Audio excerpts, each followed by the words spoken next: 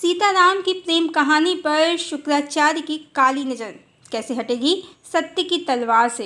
Hello friends, Ramayan 2.0 Sitaram की सत्य प्रेम कथा। इस वीडियो में हम बता चुके हैं कि किस प्रकार भगवान राम का एक पत्नी व्रत उनके जगदम्बिका आदि शक्ति के प्रति प्रेम और समर्पण का ही प्रतीक है।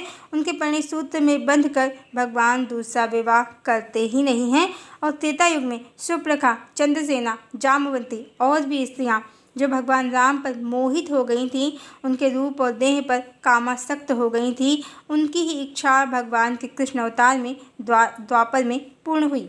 रुक्मिणी ही सुप्रखा थी, जिसे हरण, राक्षस विधि से विवाह और राम के कुल का नाश सब प्रिय था। और चंद्रसेना ही सत्यभामा थी, जो नाग कन्या अहिरावण की पत्नी थी। अहिरावण की मृत्यु का उपाय हनुमान जी को बताने के बाद भी जब हनुमान जी ने उसे उसकी ही शर्तों के जाल में फंसाकर राम को पाने की उसकी कामना को पूर्ण नहीं होने दिया, तो उसे भी राम के कुल के नाश की कामना हुई। इन दोनों सुप्रखा और चंद्रसेना की इच्छा के फलस्वरूप ही श्री कृष्ण के कुल का नाश हुआ और श्री कृष्ण ने इन सब से पहले देह भी त्याग दिया और द्वारिका भी डूब गई। और कली की माया के कारण ये दोनों पूरे कली काल में श्रीदेवी और भूदेवी समझी गईं। सत्य तो ये है कि राम परम ब्रह्म परमेश्वर हैं और सीता आदि शक्ति, और राम और सीता एक ही परम ज्योति के दो तत्व शिव और शक्ति हैं और सारा संसार इसी परम ज्योति से उत्पन्न हुआ है। राम एकमात्र देवी सीता को ही प्रेम करते हैं, जिसका प्रमाण उनका एक पत्नी व्रत तो है ही। और देवी सीता के अयोध्या निष्कासन के बाद राम ने पूरा जीवन सन्यासी जैसा ही जिया, जमीन पर शयन किया और किसी अन्य स्त्री का विचार भी नहीं किया। और अश्वमेध यज्ञ के अनुष्ठान में देवी सीता की स्वर्ण प्रतिमा को वामांग कर वो यज्ञ के यजमान बने, पर अधिकार उन्होंने देवी सीता का किसी को नहीं दिया। और वनवास में वनवास के नियमों अनुसार हाथी, घोड़े, रथ की सवारी उनको वर्जित थी। वनवासी सा जीवन जीना था।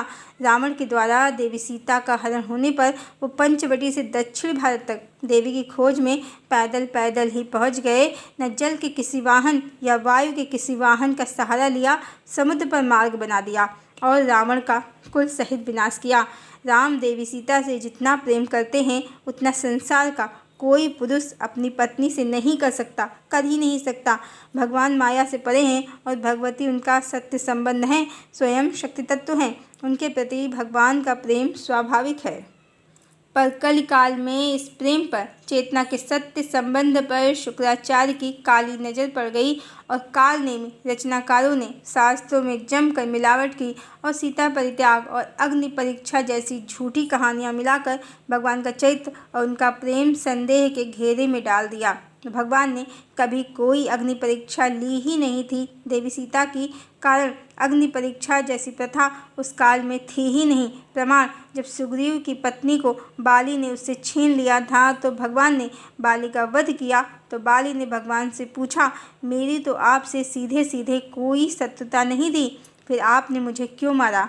तब भगवान ने कहा कि छोटे भाई की पत्नी पुत्री के समान होती है, उस पर कुदृष्टि रखने के कारण ही तुम्हें ये दंड मिला है। और इसके साथ ही सुग्रीव ने अपनी पत्नी को अपना लिया था, कोई अग्नि परीक्षा नहीं हुई थी।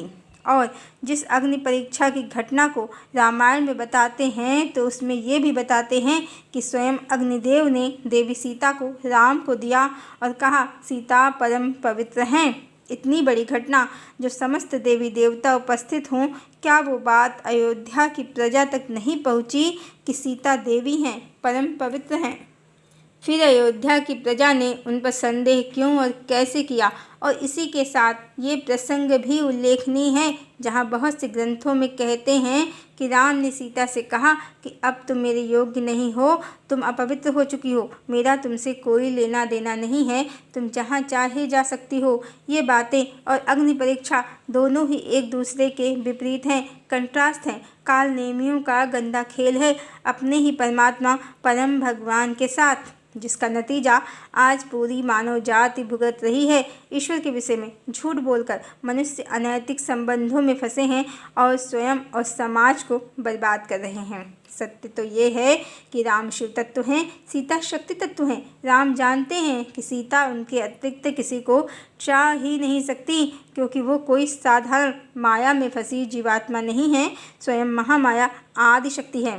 दूसरे, ईश्वर ने जैसी अपनी कहानी लिखी थी रावण के अंत की, उसी के अनुसार सभी घटनाक्रम हुए। इसमें देवी सीता का तो कोई दोष ही नहीं था, ये तो भगवान भी जानते थे। फिर वो उनको अपवित्र क्यों समझेंगे, उनकी अग्नि परीक्षा क्यों लेंगे और उनके चरित्र पर संदेह क्यों करेंगे। वास्तव में भगवान ने भगवती की कोई अग्नि परीक्षा नहीं ली, वो उन्हें सम्मान और प्रेम पूर्वक अयोध्या लाए। वो राजा बने तो सीता रानी बनी, और इसके बाद भगवान ने अपना गृहस्थ जीवन भी उनके साथ प्रारंभ किया। तभी तो सीता गर्भवती हुई, उनके पुत्रों की माँ बनी। यदि वो उन्हें अपवित्र समझते तो उनके साथ दैहिक संबंध ही क्यों बनाते। सब कालनेमियों का झूठा और गंदा खेल है सीताराम के प्रेम को कलंकित करने का, उनके चरित्र पर लांछन लगाने का, क्योंकि सीताराम जैसा चरित्र इन कालनेमियों के लिए असंभव है, इनके बस की बात ही नहीं है। सीताराम के साथ बहुत ही प्रसन्नता से अयोध्या में रह रही थीं और राम को सीता ना तो अपवित्र लगती थीं, ना ही उनको उन पर संदेह था।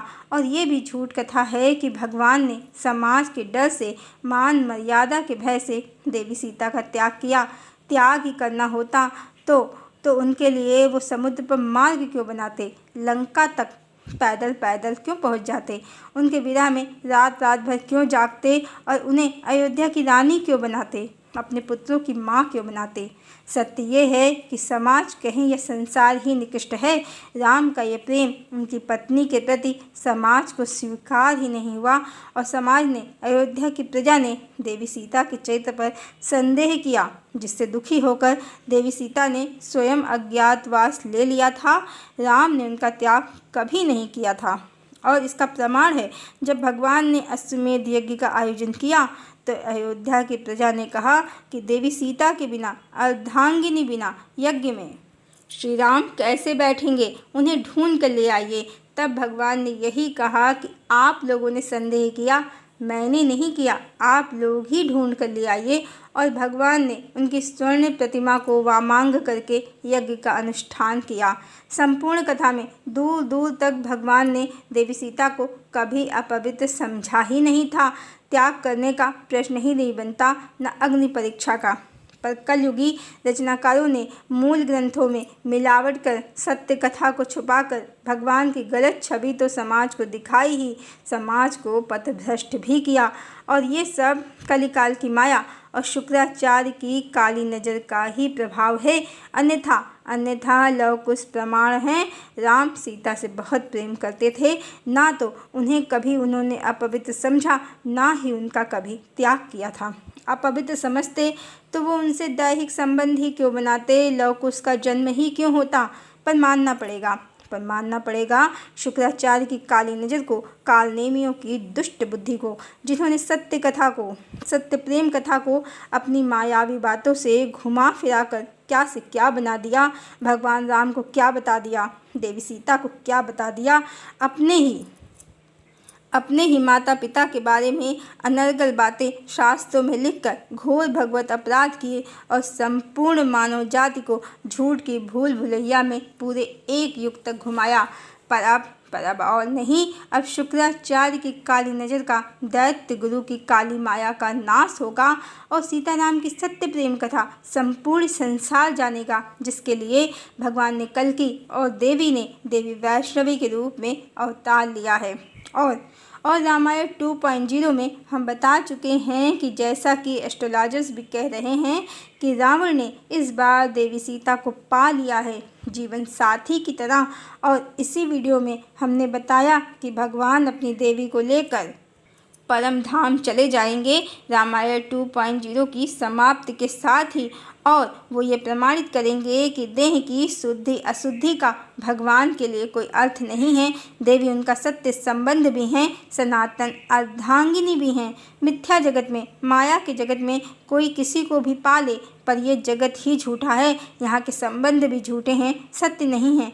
चेतना ही सत्य है और भगवान विशुद्ध चेतना है। वो अपनी देवी को लेकर परम धाम चले जाएंगे और सभी झूठी मनगढ़ंत फतांसी देह को सत्य समझने वाली कहानियों का इसी के साथ अंत हो जाएगा और शुक्राचार्य और उसके कालनेमी अन्यायियों का भी इसी के साथ खेल समाप्त हो जाएगा।